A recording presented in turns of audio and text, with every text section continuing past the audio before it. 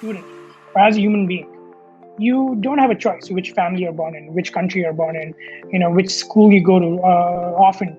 But which university you go in can be the first major decision that you would make in your life that would have a long-lasting and a intergenerational impact. Hi everyone, and I am joined today by Rohan, the founder and entrepreneur behind Cialfo. Rohan Pasari, welcome and nice to have you here. Why don't we start with the first big question? What is Cialfo? Why did you launch Cialfo, and what were you trying to solve as an international student when you came up with the idea?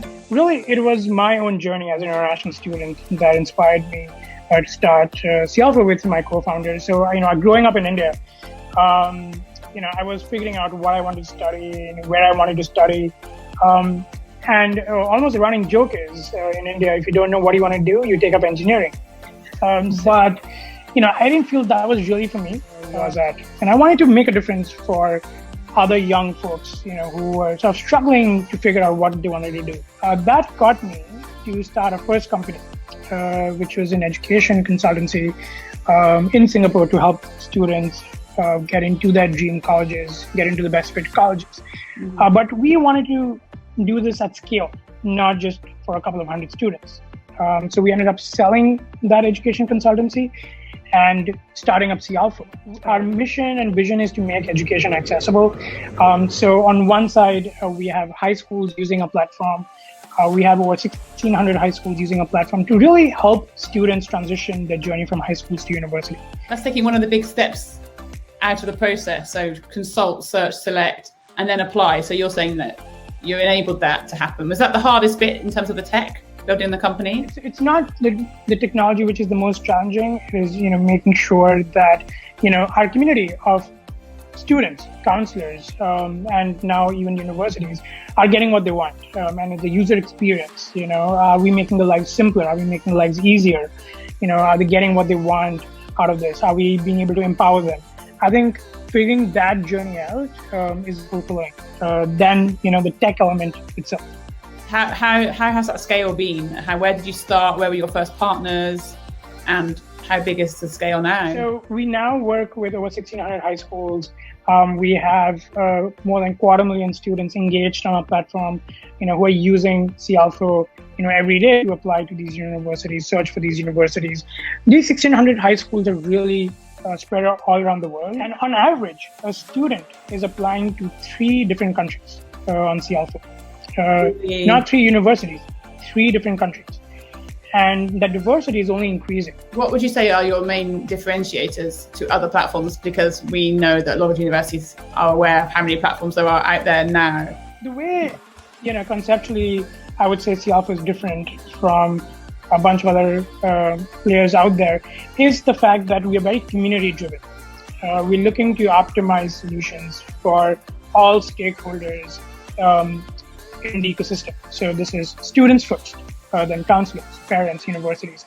We think you can only build a platform, you can only build a company long term when you're making all of the stakeholders successful. So you're working for the students and the counsellors, and then you mentioned you're now working with universities. So tell us more about how universities work with you at Cialfo. We started working with universities about a year and a half back, and it grew very organically. It was always part of the plan to start engaging with universities. So what we do with universities is threefold.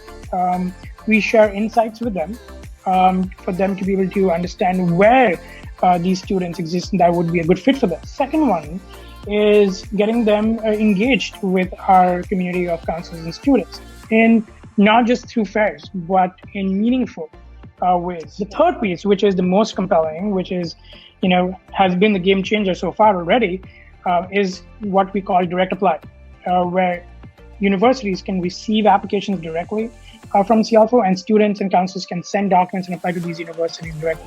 So in some ways, you can think of this as a common app of the world. So what's the difference between a free version and then, if it's not free, does that mean the high school would pay for their students to all have access and their counselors? But we've kept the free version true in its sense that the most important things that a counselor needs from a platform, which is college search, being able to add students, all information about a university, being able to apply to these universities, those are all included in the free version. Are you able to track what students are most concerned about right now with us all moving out of a pandemic, but not as seamlessly as we might have hoped. The ability to pay is a big component. A huge percentage of students that responded to us, would have the parent, to sponsor their education.